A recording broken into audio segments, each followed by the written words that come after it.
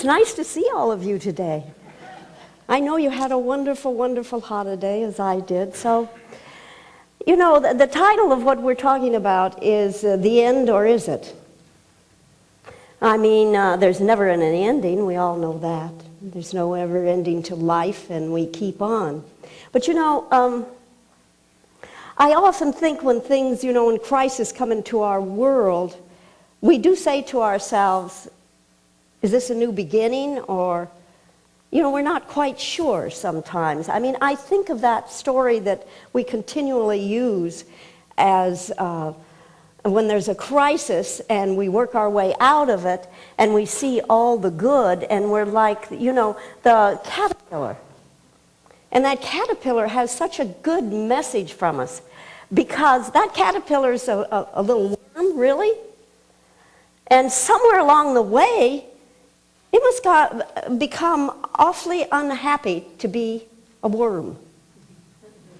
You know, somewhere it was just sick of it and didn't want any more part of that happening in its life.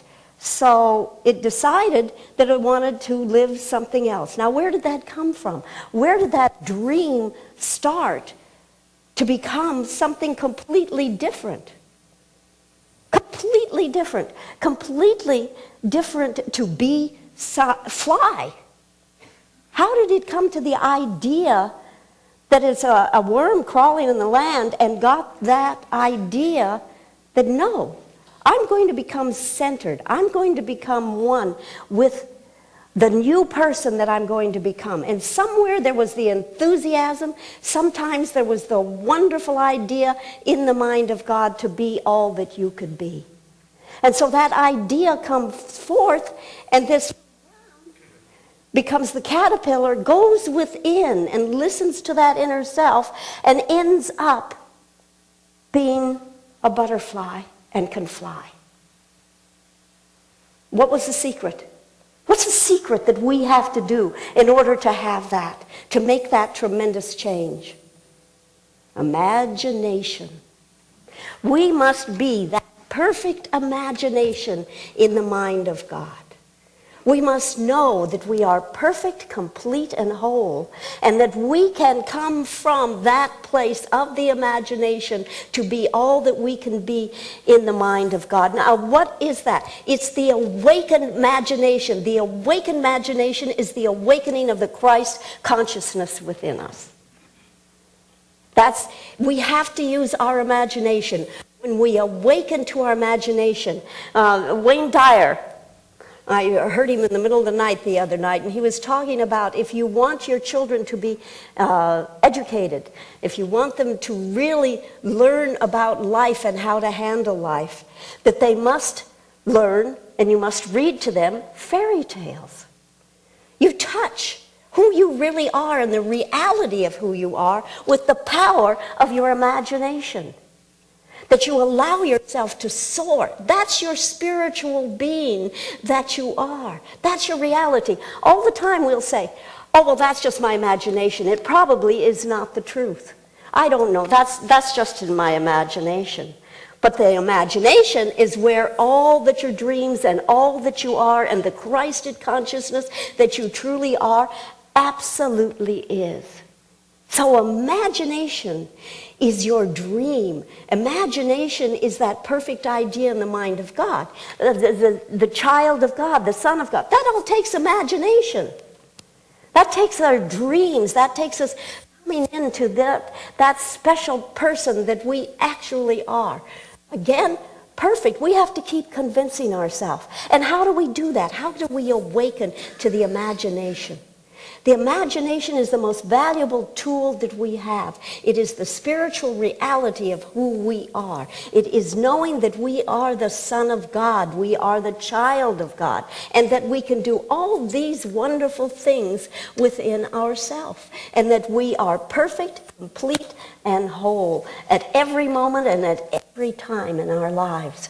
And we keep on reminding ourselves. And people say to me, but I don't know how to build an imagination. How do I have imagination? I don't know how to live from my imagination and put my imagination together. and bring it forth. It's by using that imagination, coming into that perfect idea in the mind of God, and start to put down, have a wish list. Have a wish list where you put down all different things that you want to accomplish. It can be that you want to bake a certain kind of cake. Every desire that you can possibly have, you start to write it down. You start to do things differently. You start to take a different way to go where you are. You start to bring forth and call forth the imagination. And that's how you become your highest potential. And you keep on expanding and growing and thinking unlimited thoughts. Thinking, go with no boundaries of that what you want to be. But the most important thing is to not be criticizing and finding fault and all negativity. Any negativity is what blocks the way of our having that imagination to fly forth and be all that we are. And when we can do that, that's how all the solutions come. The intellect is wonderful, and it's on the earthly plane, and it's good, but the spiritual reality flies.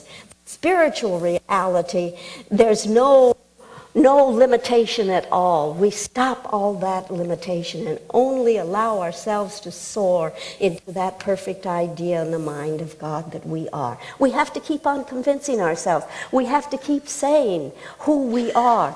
The man of the universe who could do everything.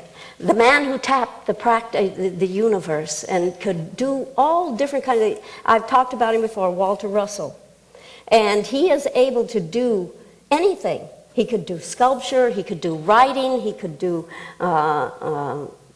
painting, all different things. He didn't study any of these ways of doing things. He didn't go to school. He didn't have an education in that way. He had an imagination.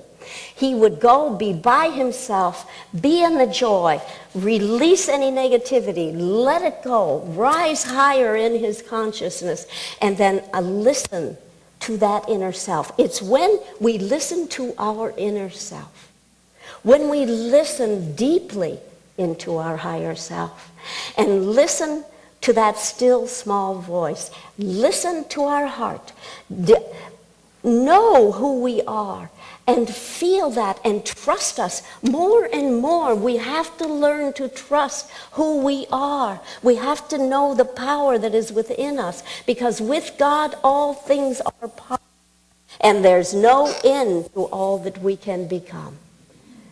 So that's that word of imagination. That's like that wonderful so-called caterpillar becoming that beautiful butterfly, so that we can fly and do all the different things that we want to do. And that makes life exciting. So if we can say to ourselves, if we can affirm, I find life beautiful, it's interesting, it's exciting, it's adventurous. And we find that within ourselves as we bring newness and don't let ourselves get bored. We get bored. That takes us all away from what the possibility is within ourselves. We have to tell ourselves and affirm to ourselves, there's no one just like me. I'm the special idea in the mind of God. There's something interesting that I can do. God is speaking to me through everything that I see, feel, touch, and hear. God is constantly allowing me to be all that I am and to get excited about my life. So as it's a process, it's a learning, it's a habit. So we are teaching ourselves to bring forth, to claim forth, and be all that we can to be, and change what we need to be so that we can be that perfect idea in the mind of God in everything that we do, feel, say. And it is a habit that we create in every part of our life. So each and every day we need to come closer to that inner self, to trust our inner being, to trust all that we are is that perfect idea in the mind of God. Use your imagination Draw that imagination. Claim your imagination. And don't think that you're not doing it or that you can't do it or any of that.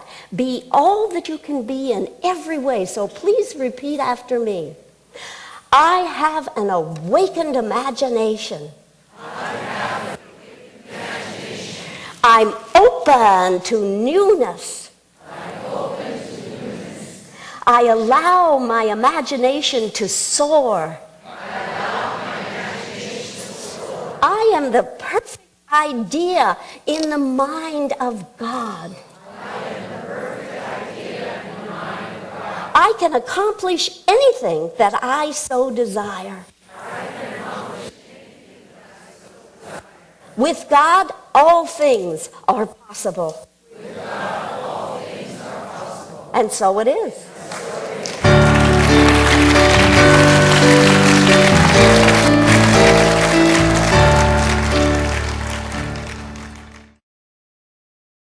Our services are at 9 a.m. and 11 a.m., and childcare is available. Please join us. If you enjoy these messages and would like to make a donation to our center, please visit our website at RedondoCSL.org. Thank you for your support of this ministry.